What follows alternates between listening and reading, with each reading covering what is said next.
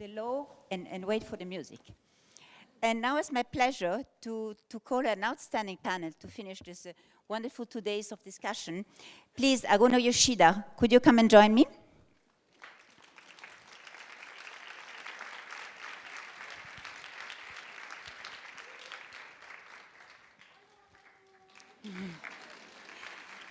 Haruna.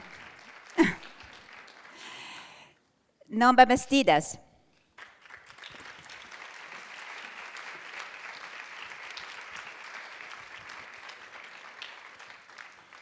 Farah Mohamed.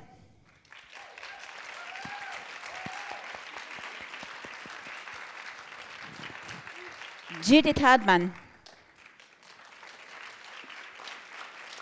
And last but not least, Sandhya Kuro.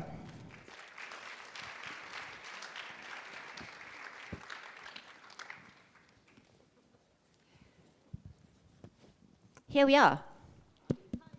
Last day, Hi. last session, an outstanding panel, diverse from countries, diverse from religion, diverse from mentalities, but all together to work for gender equality and promotion of women. I'm very, very pleased and very delighted to be the moderator because this is our final panel, but it's the one where we'll try to give a content and take conclusion that we will address to the G7 countries. What do we want? We want something to be achieved by the G7. We know there is a lot of expectation. And what do you want? We want a strong, inclusive, sustainable growth. And to achieve this ambition, one of the major issues is just gender equality. That's why we're here. We want to bridge the gap of gender equality. Will the G7 dare to listen that trillions of GDP can be added if we accelerate gender equality? Will the G7 stakeholders dare to listen that 240 million jobs can be created by 2025? Will the G7 dare to listen that not taking advantage of the added value and the potential of half of the planet is just a huge waste? Will the G7 dare to listen that beyond economic necessity, there is also social and moral imperative? Closing the gap is just a human right. And I would like that each of you reflects your own experiences, your own ideas, what you heard in those 2 passionate days, inspiring days.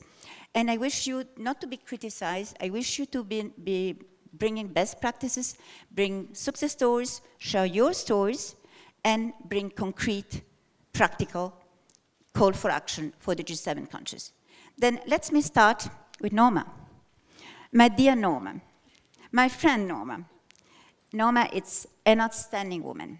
When I say outstanding woman, she's really a model for many of us, a model of courage, a model of resilience. You have been a survivor of human trafficking. And you know what it means. You have overcome. You are there. And you became an outstanding athlete.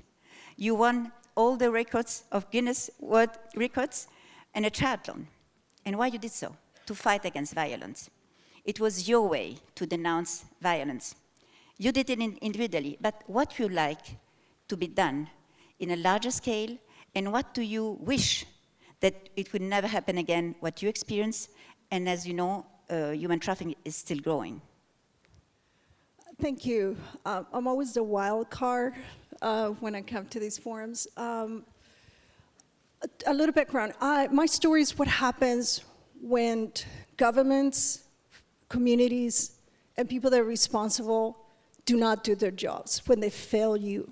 From experiencing child sex abuse to abduction, growing up in Mexico and Sinaloa, where the cartels came from, and not having the protection that it is necessary, to being trafficked, and that was a very awkward moment. I was trafficked to Japan. I speak Japanese, and we met, and she said, "Why were you in Japan?" That made for an incredibly long pause.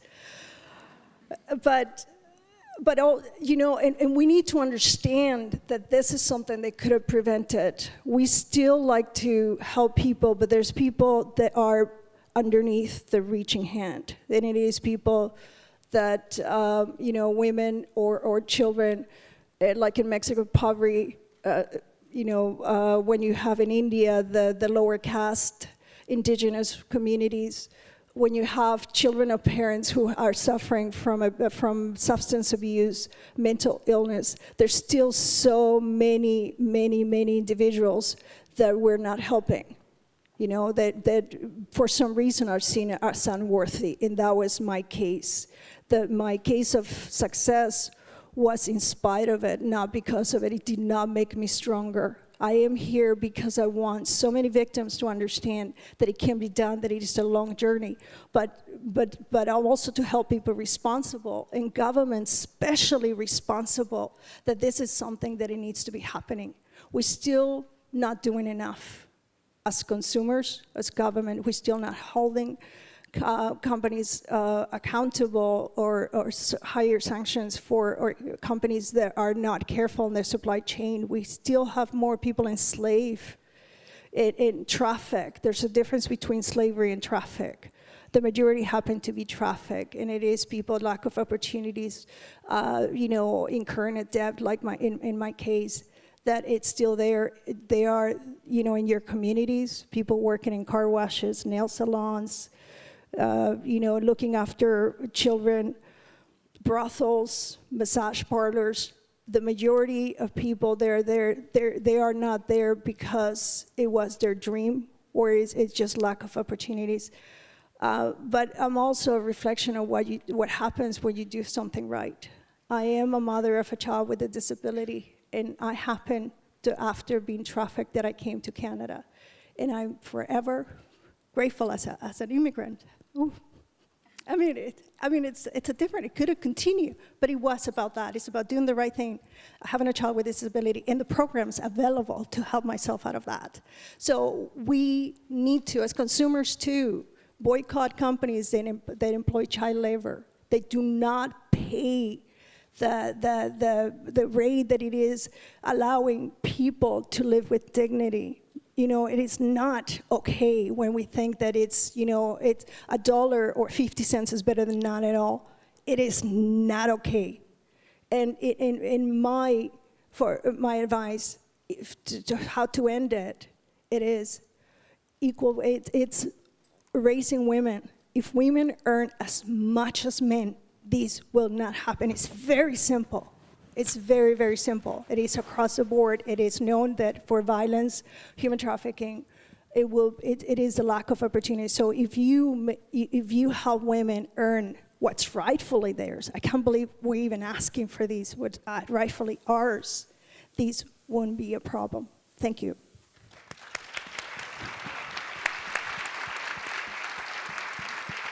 Thank you, Norma. Thank you so much. Agone Yoshida, you are the vice chairman of the board of counsel of the Cadron and chair of the Committee of Gender Equality in the Cadron. Yes. That's quite a revolution. For Japan, yes. And you are also, and maybe, that's you as a businesswoman, you're the president and representative director of the BT in Japan. It should not have been easy all day. By the way, thank you for coming and respecting the tradition of your wonderful country. Only took 3 hours to put it. That's it. And you in your position and the Kaidaran, but also the Japan government did a lot in the last 5 years. A lot of progress, but still has to be done. But maybe you can share with us what has been done, because a lot has been done, and maybe not everybody knows the huge progresses. And how you're preparing also the G20 and the link with the G7. Next year will be in Japan. How you're preparing the Cadron, and how you, what is the trend, and where do you want to go? So give me 5 hours so that I can explain all that. With pleasure. She asked for many things, but Keidanren, just explain that Keidanren. Keidanren is the largest Japanese business association. Consists of 1,300 Japanese companies, most male-dominated. And so this is a change, right? First female board of Keidanren, and I'm the youngest, and hopefully prettiest. So Japan is changing after all. So first time in the Prime Minister of Japan, after century, it's an old country, said that female are the game changer. We are like, what the hell is going on? And he said, you wake up all those sleeping beauties. And we are like, us? We've been sleeping forever, century after century. We need a big caffeine. We need to warm up and everything. Why this happened? Because aging society, decreasing population. You know, we are losing 30 million workforce next couple of decades. That is going to be Japan's growth showstopper. So first time that, country leader said, wake up, this is a gold mine, we have to utilize that. And he's so right, because according to OECD recent survey, Japanese females are ranked top in two things. One is numeracy, and another is literacy. You know what? If you can do those two, and if that's a number one of the world, that's an asset, right? If you are good in numeracy and literacy, good enough to be successful in any business sector, we all know that. So even though this is the situation of female high educated and smart sleeping beauties, but this is very much underutilized. According to any recent gender gap analysis, World Bank or IMF and everything, we are ranked 114, was 110, and now last year 140, we are going backwards. So this is, although I don't want to be negative, let me put this way, this is a margin that Japan can grow. So since then we've been a lot. It's been 5 years since the Prime Minister started woman-mix things in Japan. 5 years passed, or what happened? At least we could double the number of female board members, and also employment ratio of female is a record high. So that's good. But is that good enough? I don't think so. Because, for CEO perspective, right, they understand female, this human capital investment is very important. But look, they are firefighting every day. When the CEO wake up, North Korea missile come back and forth, Brexit, US president, a couple tweets change the marketplace up and down, up and down. They are busy enough. So even though they understand, yes, gender thing is very important, but this morning, priority number 17. That's the situation, that's a fact. So for Keidanren perspective, for us to drive even farther, 5 years and after, we decided to come up with some specific business numbers. Because again, we are living in a business world, right? Money is everything, profit is everything. So translate the female contribution to numeric, transparent, universal language, that's a number. So I start personally asking all the CEO of top companies. The other day I was talking to the largest food company CEO, and I asked her, what happened after that woman mix started? Any changes, any business impact? He said, yeah, we start selling that new product that male even can cook in 3 minutes because the female busy and going out for the work. And I was talking to the one manufacturer, car manufacturer. He said, yeah, female designed car is a top sales right now. How much is it? Big number. And as up all that new effect, and we are looking at most of 75 trillion Japanese yen's growth potential.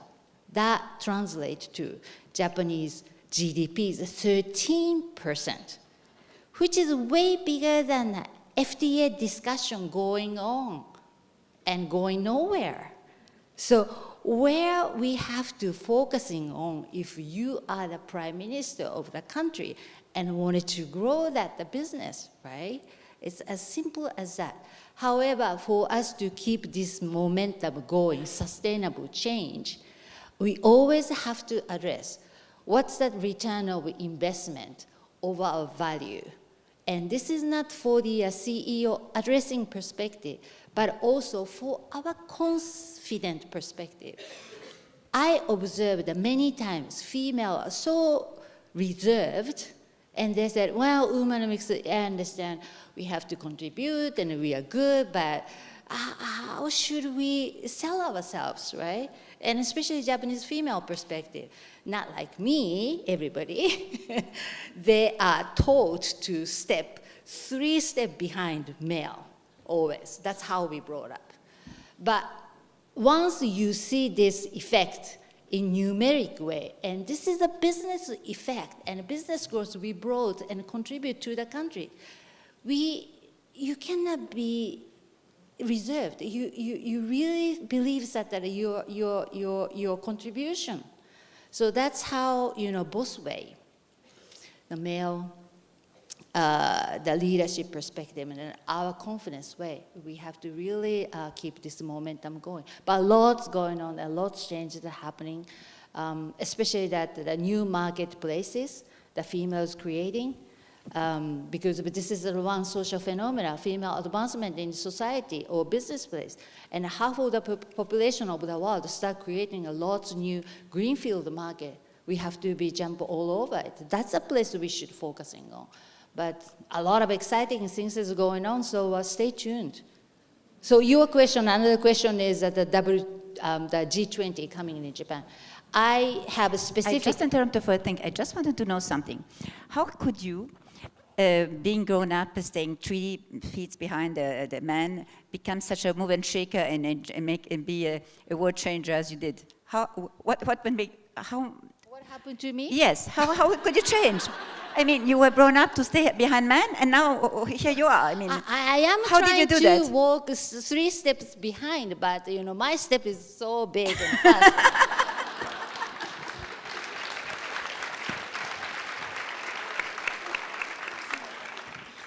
But I tell you what, when I graduated university, I was looking for a job because I'm good enough. And my mother said, no, you cannot find a job because you're female. And no Japanese company opened the door for me. So that I decided to go outside of Japan. That was Canada, thank you. I was an immigrant in Canada. Yay! And then that's how my ICT career started. And here I am. All of a sudden, I came back to Japan, decades after, and the Prime Minister found me. There you go, global resource, and she happened to be female. Good, come in place. But you really did a great job. Thank you for Canada, found me and, brought all the opportunity for me. Thank you. Thank you so much. In another sector, if I can. So, Farah Mohamed, you are the CEO of Malala Foundation that everybody knows and appreciates. And before, you were also the CEO and founder of Girl 20. And I know that's still very dear to your heart. And you do an amazing work with young girls. You do really a lot of things. Maybe you could share with us, and it's a very success story, it's a very best practice. Maybe you can tell us what you're doing, and also what are your objectives, and again, how you see the synergies between G7, G20, and gender parity, of course. Sure, thank you very much. So first, yes, for most people who know me, my claim to fame is actually Girls 20. And we started that, and it goes to the heart of what I think the G20 and the G7 can do, and that's create opportunities for young women. So for those who've been here over the last couple of days, I hope that you've seen through the leadership of Heather Barnaby, who has replaced me, the fact that these young women, when you give them a stage, they'll step forward, and in fact, they'll probably step three steps in front of instead of behind, which I think is incredibly important.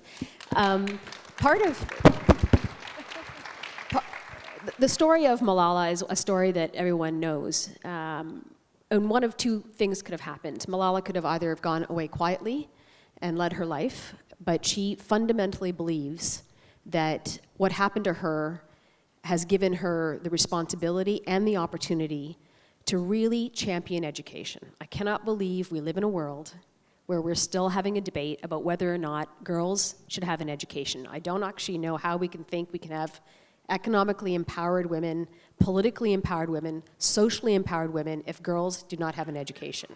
Girls' education equals empowered women. That's it. That's the equation for me. So at Malala Fund, we fundamentally believe that no matter where you live, no matter where you were born, you should have 12 years of access to free, quality, safe education. And I'm going to emphasize those three things because that doesn't happen. Here in Canada it happens, and by the way, it doesn't happen everywhere in Canada.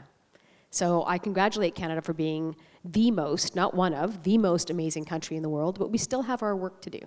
And I think in an earlier panel today, they did discuss how there are still parts of Canada that have not moved forward, Indigenous populations, for example.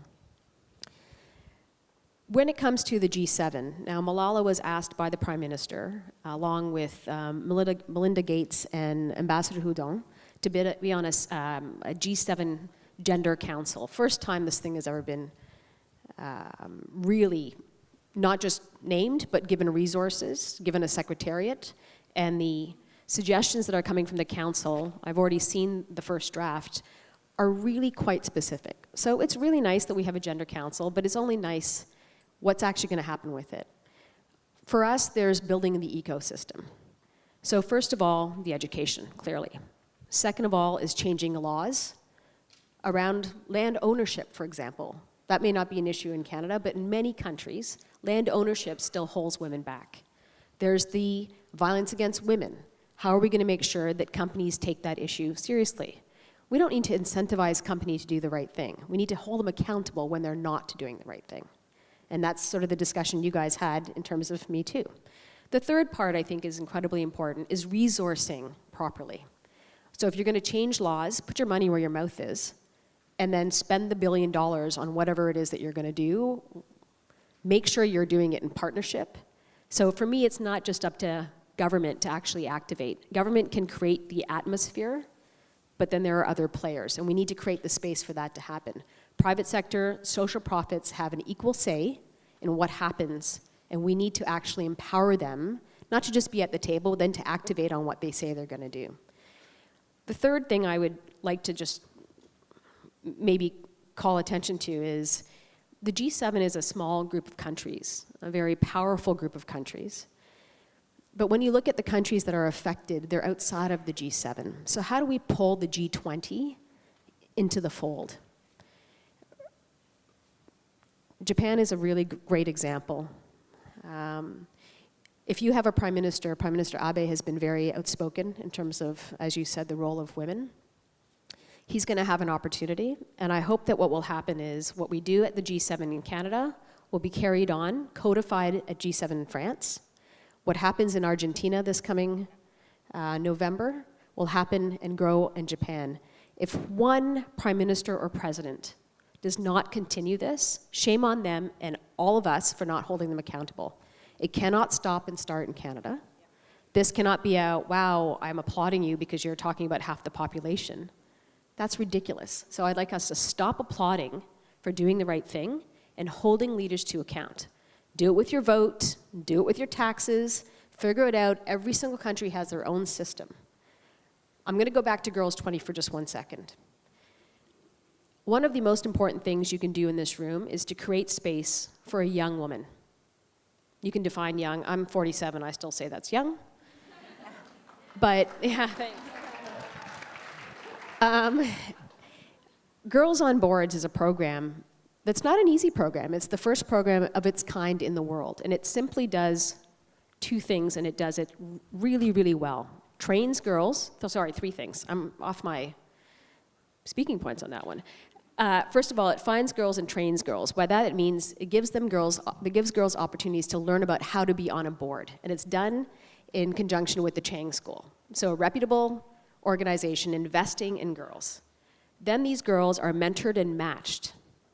So now they've got somebody who's been on a board, just use the middle finger, sorry. Count with both fingers. Who's been on a board who can spend time with them. Now the most important part. These girls are placed on boards. Social profit boards to begin with.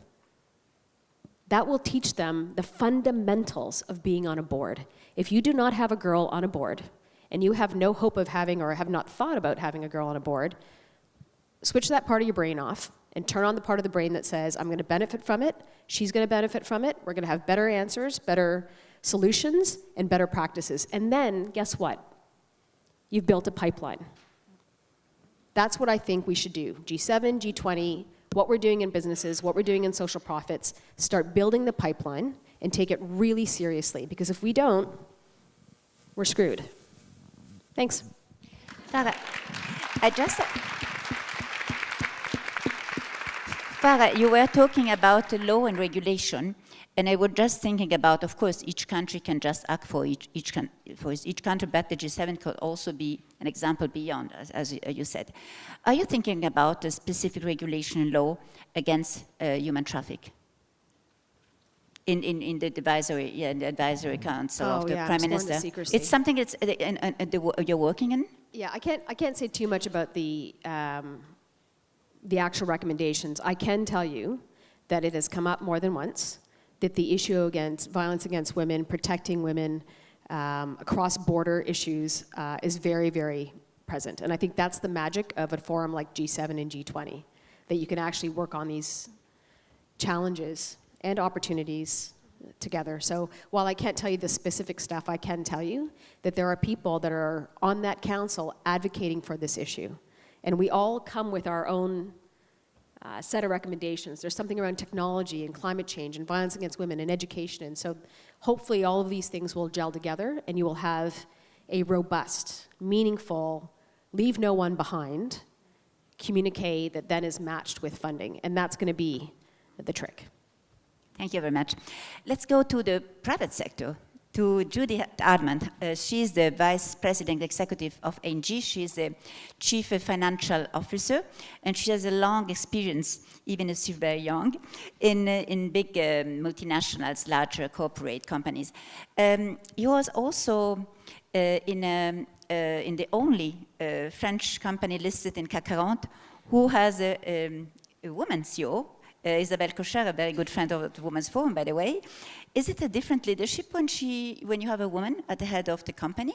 And especially in this moment where you are experienced like one of the champion of energy transition, is something different with the leadership from women? So yes, absolutely. It is of course a very interesting topic to see that we are the only large French company that has a female CEO, and quite frankly, if I compare us to some other countries where there is none, this is already a big step forward, but obviously, you know, for all of us to work on making sure that we have more women in senior roles. I come from this from a very business angle, and I don't think you actually need a business case to say that we should have more women represented in all walks of life. But if you needed one, there clearly is one when it comes to business.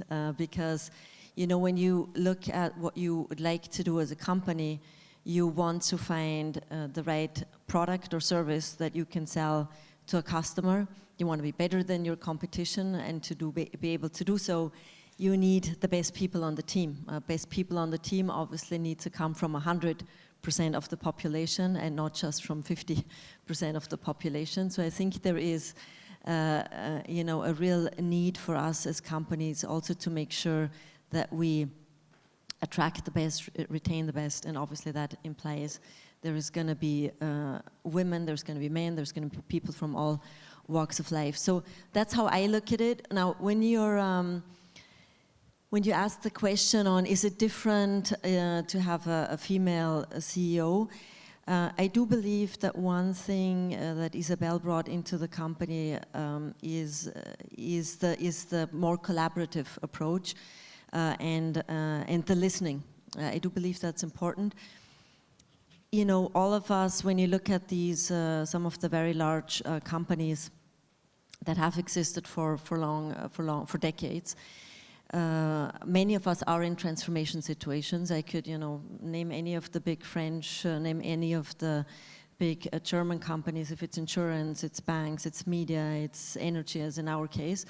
And so if you are in a situation like this, it's really important to figure out where would you go next? What are some of the things that maybe you want to get out of also? And we have really made it a point to, under Isabelle's leadership, to really listen to our stakeholders first, work with our customers, and then also making sure that we that we go after the right topics. It's obviously a very big transformation that we've embarked on. We have, sold 15 billion. I have personally, I guess, sold 15 billion of assets over the last couple of years, and invested the same amount in 2 areas that we're specifically interested in, which is renewables and energy efficiency. And so it's very bold, and I think it has helped us that we've made sure that we have the right teams, that we listen to what's going on. Don't just look back on what made us successful in the past, because quite frankly, that's not what's going to make us successful in the future. And I think that's a very important thing. We have spent quite considerable amount of time thinking about diversity as we were doing this. We have completely changed the way we run the company.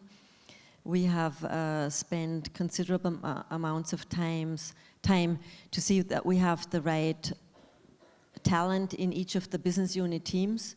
We've made it a goal to nominate 30% women also in our most senior leadership positions.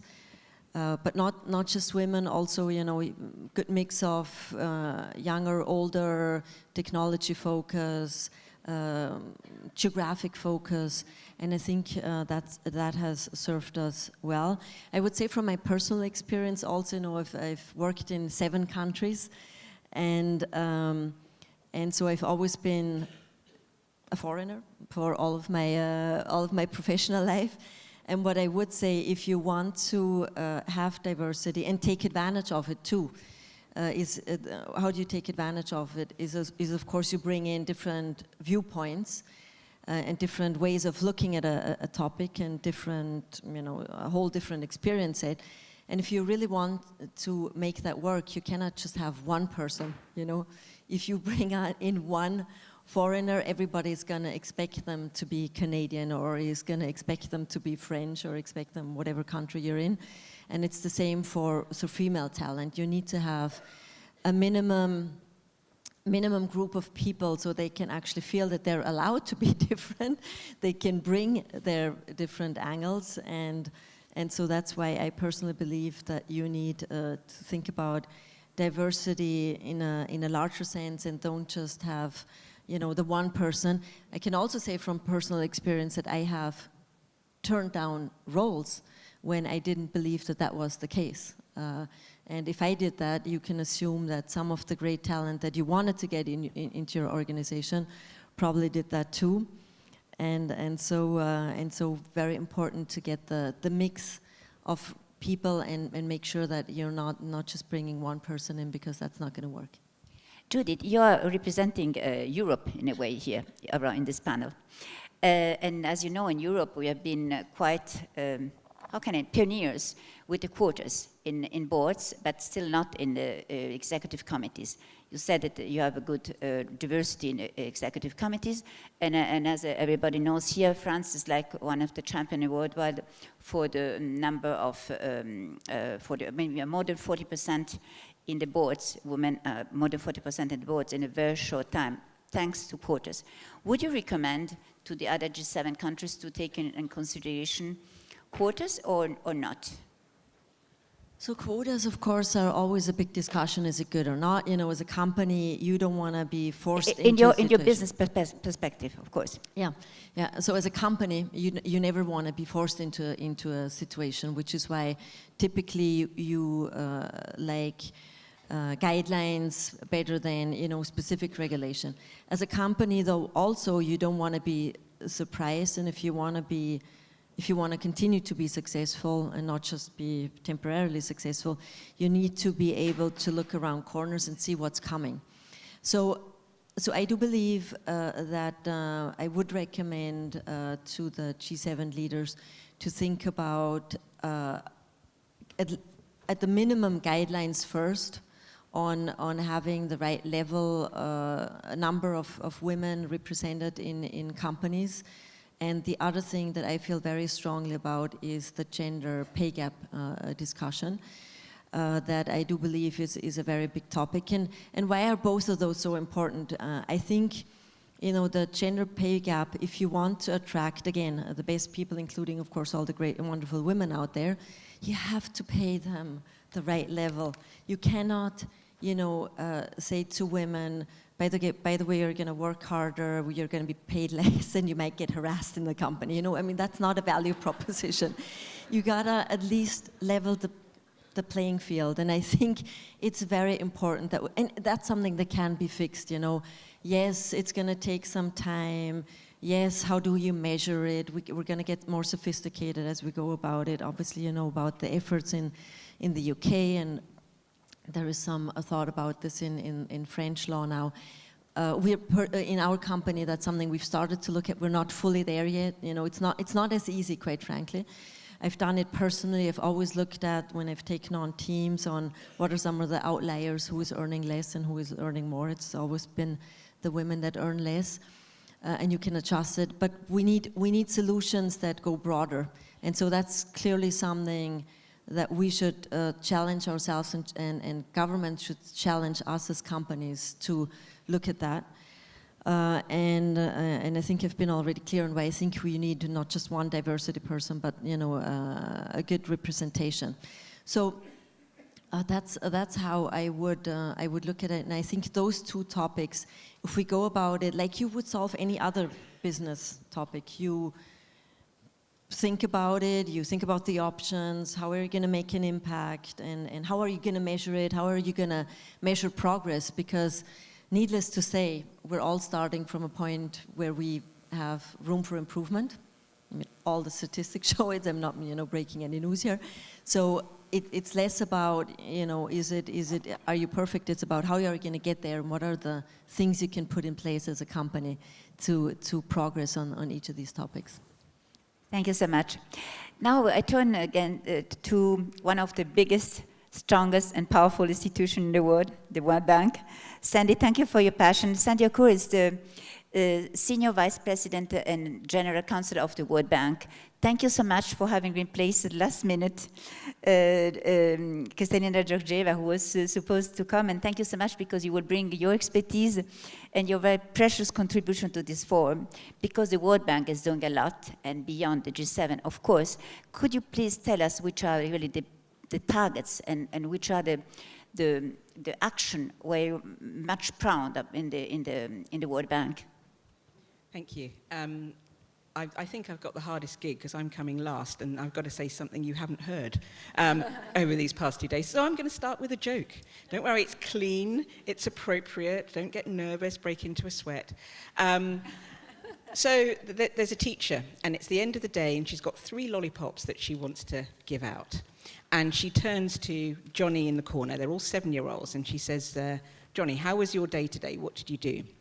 And he said, oh, miss, at lunchtime, I played in the sandpit, and I had a really good time, and I really enjoyed myself. And she said, that's very good. Can you spell sand for me? And he says, S-A-N-D. That's very good. Johnny, here's a lollipop. She turns to Bobby, and she says to Bobby, what did you do today? And Bobby said, oh, I was playing with Johnny. He was in the sand, and I was on the swings.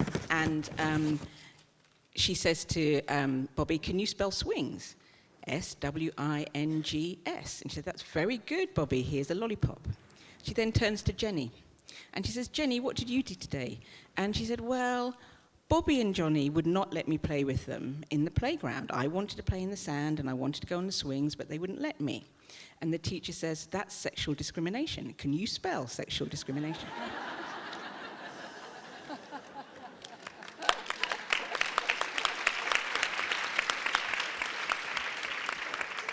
So, what are we doing to get our lollipop back? Well, there are many things, and you will have heard many things over these days, but I just want to pick up on one point about quotas, if I may, before I say a little bit about in my section. We often talk about quotas for women, and I'm a lawyer, so follow me on the logic here. If you're talking about quotas for women, then there have to be quotas for men. It's logical. But we never, ever ask what is the right quota for men. Because they've had a quota, and that quota at times has been 100%, and now we want what is rightfully ours. And I think the question with quotas is not to ask the obvious question, what is the quota for women, but to say, okay, gentlemen, what is the right quota for you? Because you've had more than your fair share. You've had too many lollipops. And I think that if we actually approach this in a slightly different way, rather than asking for something, but saying, give it back to us because it was ours in the first place, we approach it in a very different way. That's my view on quotas, just wanted to say. So what am I most proud of at the World Bank? One of the things I'm most proud of is that we are mainstreaming gender. This is very, very important. So it's mainstream through all the projects that we do.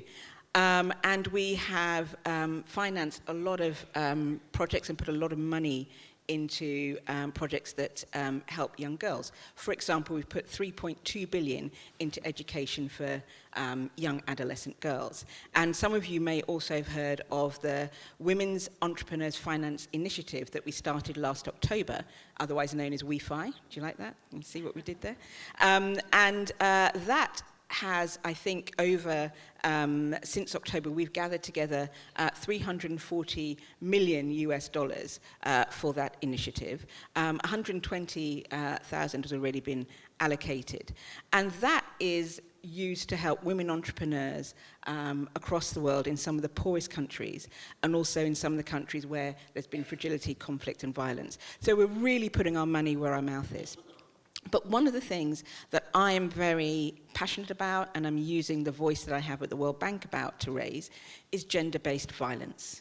Because all these issues that you've heard of today about women's economic empowerment, what we can do to improve the lives of women and young girls, will not happen if we do not tackle gender-based violence. The world is not a safe place for women, and we all know that. As women, we all know that here. And I'm sure the men in the audience are aware of that as well. But when you look at across the world, if a girl cannot get to school because it's not safe to get to school, she's not going to get an education. And she doesn't get an education, then she's going to remain in poverty. Never mind getting a place at the table or a place at the board, it's just not going to happen. I was on mission, and I was in Liberia recently, which is still an FCV zone, fragility, conflict and violence. 80% of women in Liberia have been raped. 80%, yes, 80. And this is the reality for many women in the world, is that it's not a safe place. It's not even a safe place for those women's daughters to go to school, because they can be attacked on the way to school. So we really have to tackle this issue. And this is broad gender-based violence. This is not just what you might think it is, it's other things as well. FGM, harassment, everything else. It is a real issue. And to look at it to not wrap it into the whole issue that we're talking about in terms of women's economic empowerment would be the wrong thing to do. And we really, really, really have to focus on this. And this is one of the things I'm using my voice at the World Bank to do. And if we just take FGM, for example, female genital mutilation, once that happens to a young girl, she usually then marries early, therefore she's out of education, therefore she doesn't have her own financial empowerment, and it is planned poverty for women. And we really, really, really need to address these issues now as part of everything else that we're looking at. And that's what I mean about mainstreaming gender, is really, really understanding what is going on. Because there is, there is no point just talking about the higher those higher goals that we want to reach without looking at the really low-lying fruit that if we don't actually pick and deal with, we will get nowhere.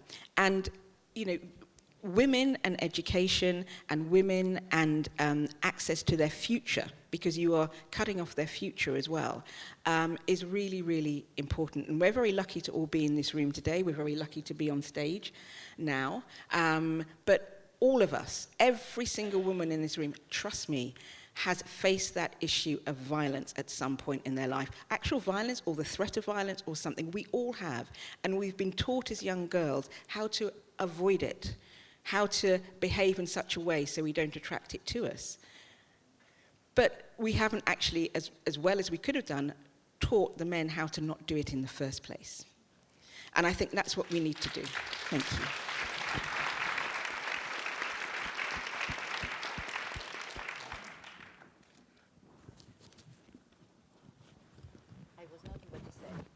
Thank you so much. No, we have such a diverse panel with so many really rich input. That's really incredible.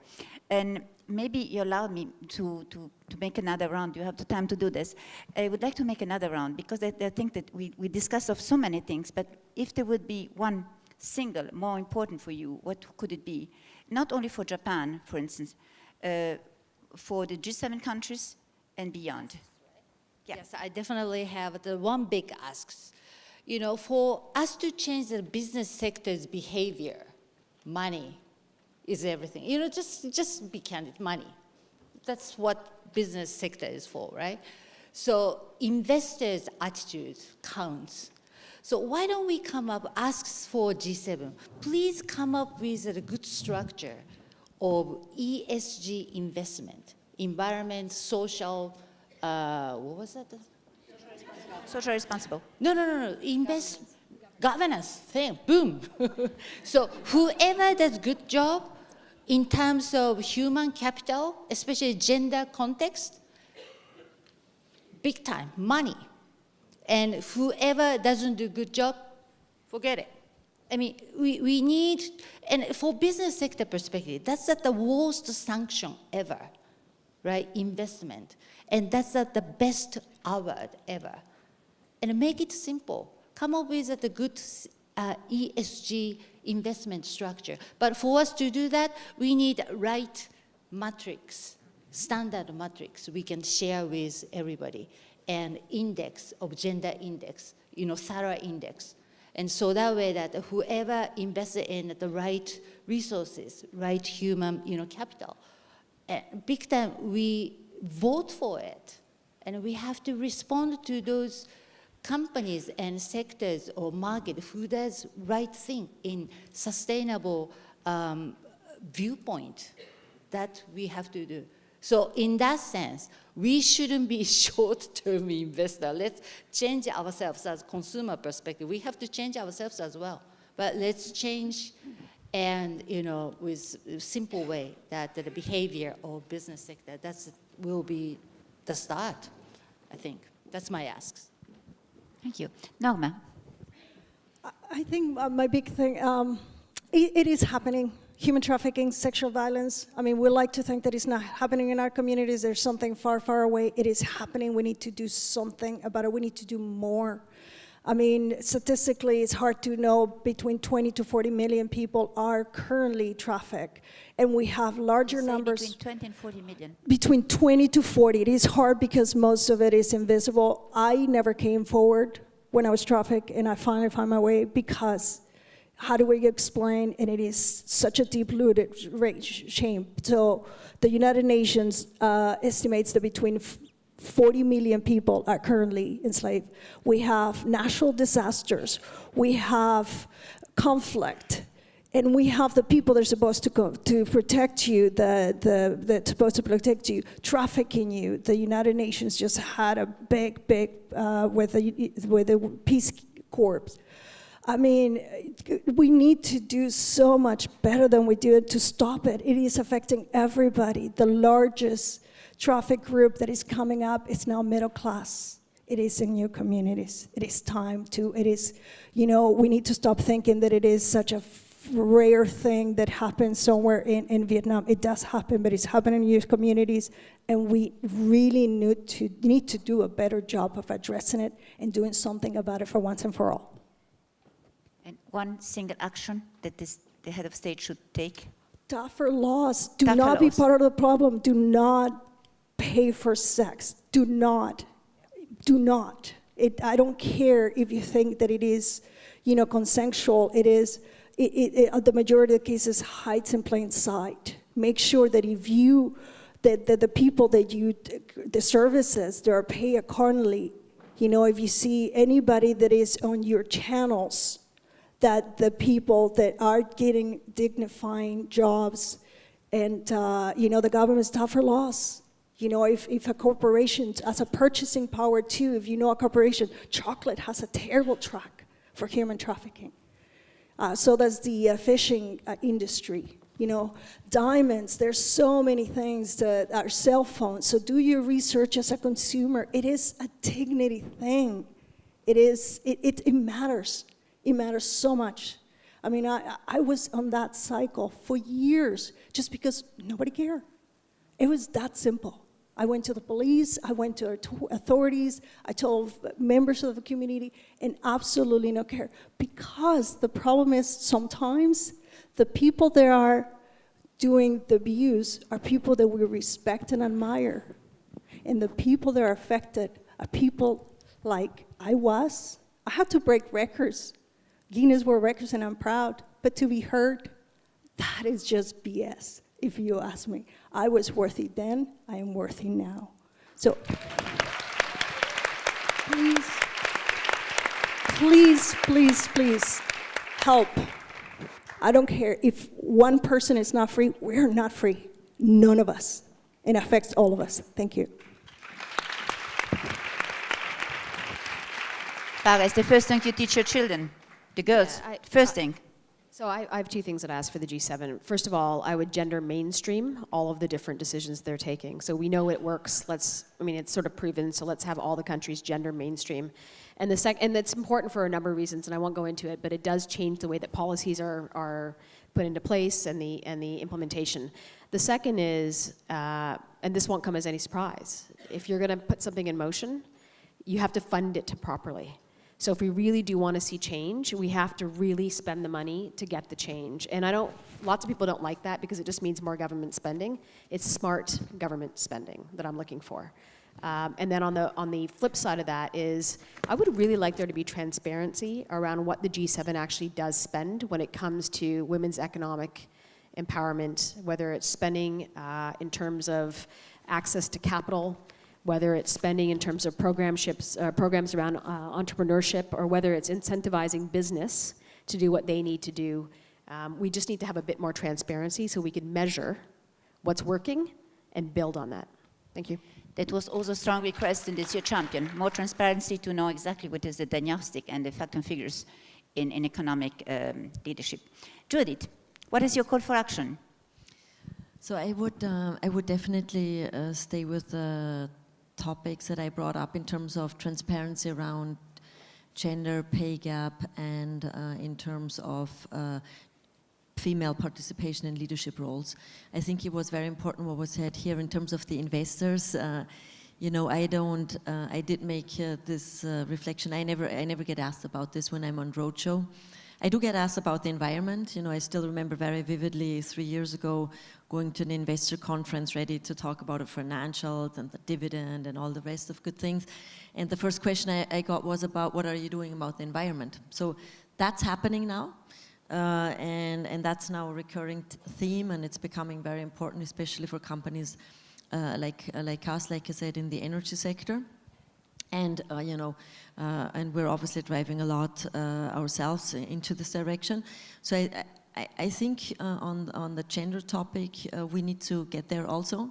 And I think if we ask companies to be transparent on those two metrics, including the methodology of what was calculated, because I can also tell you that people are going to try and, massage the numbers, then I think, then I would certainly hope that with social media and the rest of it, the rest should happen naturally, because as a company, you don't want to sit there looking like you're not doing anything on this topic, and there's always a lot of benchmarking between companies on how you go about things, on the environment, on cost structure, on this, that, and the next thing. And I think if we can make this topic beyond that list, that companies actually would feel ashamed, because also, they wouldn't be able to attract the right talent, because women can now compare who is taking care of this topic, then I think we would really have made a big step forward. Thank you very much. Sandy. Thank you. What is your call for action?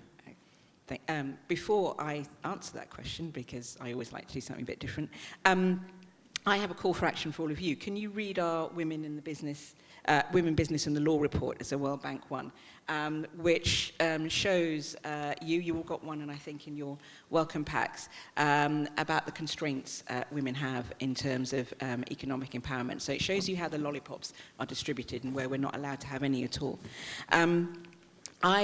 Firstly, Norma, it's an honour to be on the same panel as you. It really is. Your story is a hugely powerful one. And so what would be my call for action? I think we talk a lot about gender mainstreaming, but what we see a lot of instead is actually gender tick boxing. So my call for action is gender mainstreaming, not gender tick boxing. Thank you.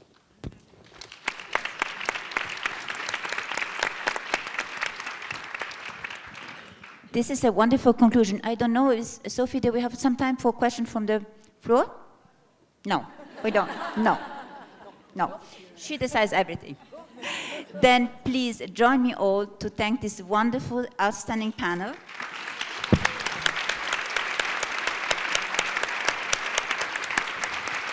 A wonderful way to conclude these 2 days of intense, amazing, inspiring work. I can tell you personally, as a manager director, it has been a dream for me. I learned so much. I met so incredible people, and I go and plenty of energy to take back many of what I heard, and especially the will to do. Now we have to act. We have to act because we know the situation, we have the diagnostic, we have to make meaningful what we are just having to do in each day of us, or what the other have to do also. I just maybe would like, I cannot summarize all what's been done, but I just will maybe say something that has been important for me. I think that what was very inspiring for me in those days was all the best practice we heard. We didn't hear criticizing people, we didn't hear, we were more stimulating. We were more in that of emulation, a healthy emulation, but not criticizing. I think this is quite feminine. We want to make things happen and go better, but without criticizing what's going on. And we know that, you said it, Judith, we are not just working on gender issues. We are really working on humanity issues in all the fields that are important in this disruptive work that changed so quickly. We are talking about innovation. Just before we arrived here, we talked about regulation, we talk about artificial intelligence, we talk about access to health, we talk about trade, protectionism. And in each of those fields, we talk about growth. In each of those fields, we have to bring our added value, our vision, our leadership. That's the aim of the Women's Forum, and all together we can really do that.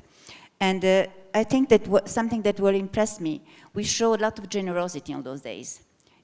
Each of you were very, I mean, we say bienveillant in France with the others, caring about and exchanging a lot of resilience, a lot of solidarity.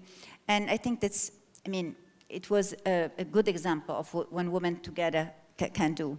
We show how powerful we are, how powerful we, when our voices is listened, how powerful we can be, how many things we can bring on the floor, how many solutions. We are solution makers. We are not problem makers. Then this was also very important. We demonstrate also how ambitious we are for our future, for the future of our children, how much we really care to make things happen. And of course, we were very involved, as usual, in climate change. We didn't talk about this morning, but the refugees of climate change are a very important issue that we have also to bring to the G7 and beyond.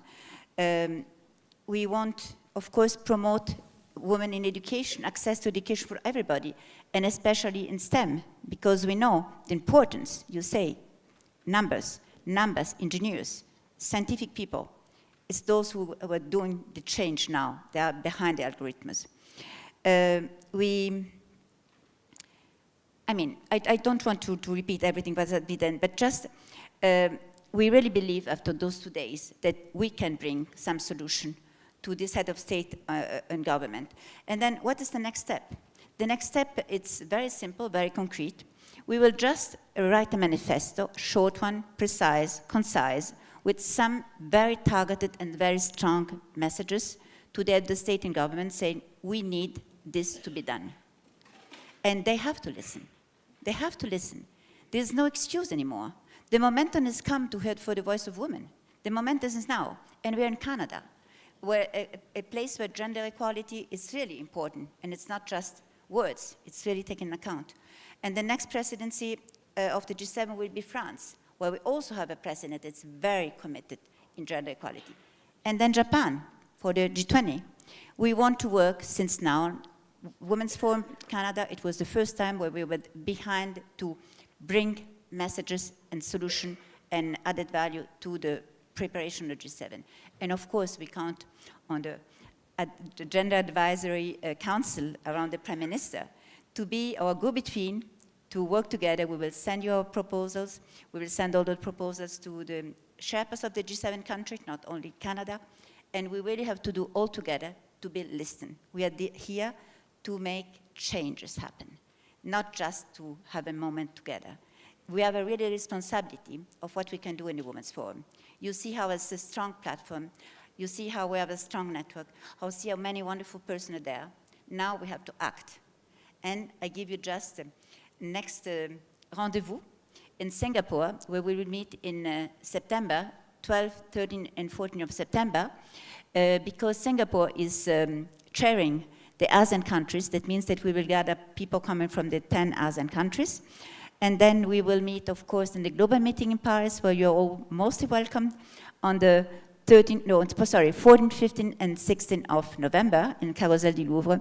And then next year, to change the world together, somewhere, all around the world, and certainly in Mexico, because I promised to the Mexico delegation that we will be in Mexico. Thank you so much.